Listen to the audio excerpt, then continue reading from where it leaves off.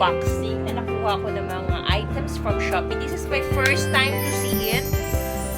Samahan niyo ako. I'm here with my little one. Sasamahan niyo rin ako. So I have the package here. Still unwrapped.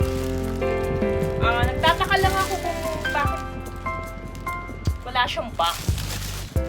Siguro kasi wala naman siyang mababasag na item sa mga na-order ko. So all in all, meron ako 17 items na in-order from Shopee. This is shipped abroad from China. The package cost me like 1,732.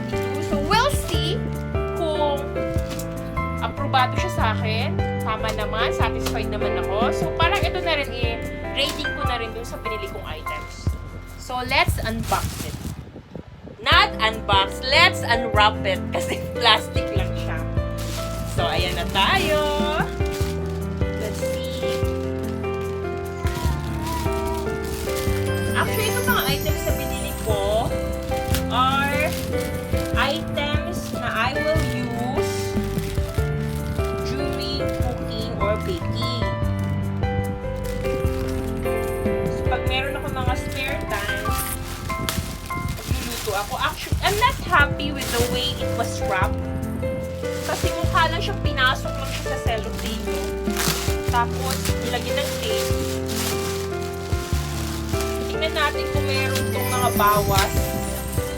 So, nung nireceive ko kasi yung item, hindi ko agad siya, inayin ko muna siya sa isang tabi. Parang nag-quarantine muna siya for ilang days bago ko siya hinawakan. Kasi mahirap na. Okay. So, wala naman akong nakikitang mga butas sa plastic. So, 5. Ayan na, nakikialam na yung anak ko. No. So, wala siyang butas sa plastic. So, sobrang laki yung plastic actually. Alright. Kasi hindi pwede dito ng baby. While naglalaro siya, dito naman ako sa side, nagbablog. Ganun talaga. Para-paraan na yan. Alright. Let's check the first item. Alright.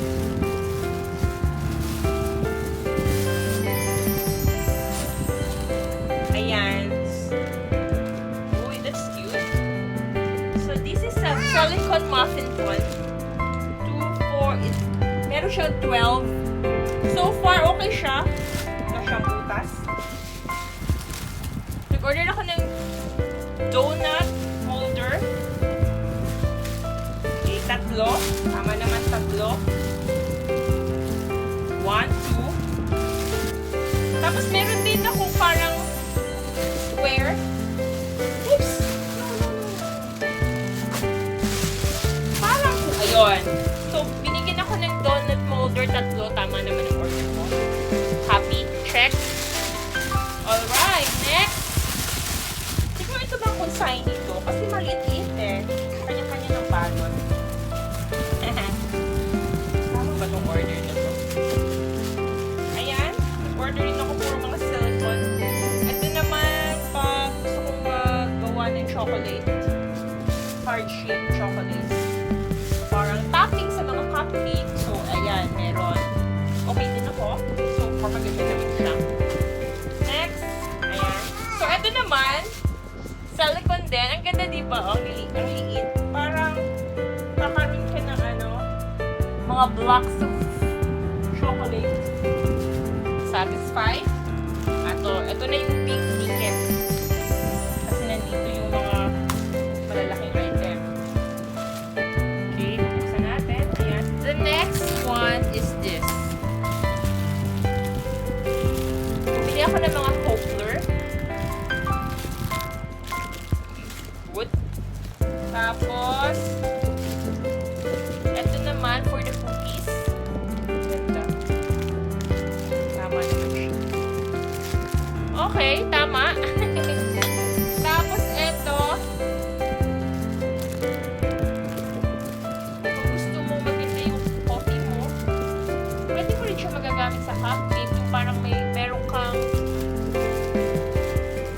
powdered sugar, tapos gusto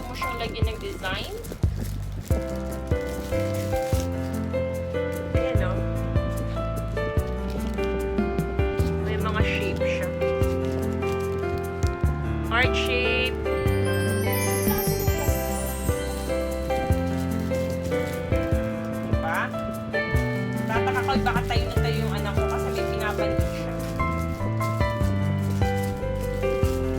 Okay, I'm happy. I'm okay with this one. Tapos, nag-order din ako ito sa fondant. Magdi-design ka ng cake. Magagamit ko rin naman ito sa baking. Baking na kahit hindi naman fondant. Ayan. Kanya-kanya siya yung design. Sulit lang pala siya. And the next, bumili rin ako nag-order rin ako nitong silicone spatula. Kasi yung akin medyo makapal. Ito, nice. Perfect. This one,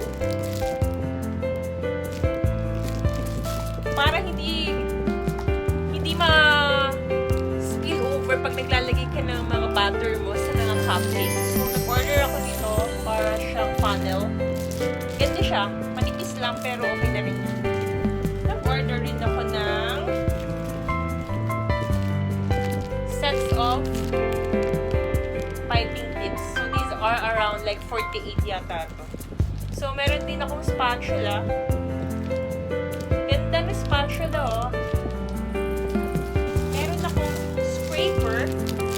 Ganda, stainless. I'm happy with my purchase. Okay, magagawa ka ng mga flowers. Meron siyang thing. Cake turntable. Guys, look at that. Mura lang to, pero definitely magagamit to. Kasi hindi naman ako talaga gagawa ng cake. Na-board na yung anak ko, tinapon na yung laman. Hindi naman ako gagawa ng cake na ininegosyo ko. So, it's just for healthy. So, tingnan nyo. Workable pa rin mga ganyan. Ayun, oh. Sa labas, nabibili ko ng 600. Pero yung order. Tapos, ito naman, patungan lamang siya ng mga spoon para hindi messy. So, bilangin natin lahat ha. 1, 2. Kasi 17 dapat eh. 3, 4, 5, 6, 7, 8, 9, 10, 11, 12, 13, 14,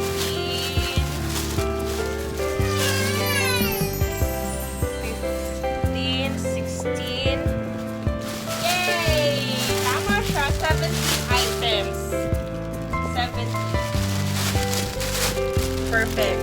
So, sa mga gustong mag-order nito, ilalagay ko yung description box nung shop kung saan ako nag-order nito mga items. Actually, marami pa kayo makikita itong iba-ibang items sa kanya. At sana nakatulong ito sa mga naghahanap ng mga baking items. And if you still have not subscribed to my channel yet, please do so while you're at it. Have a nice day, guys. Stay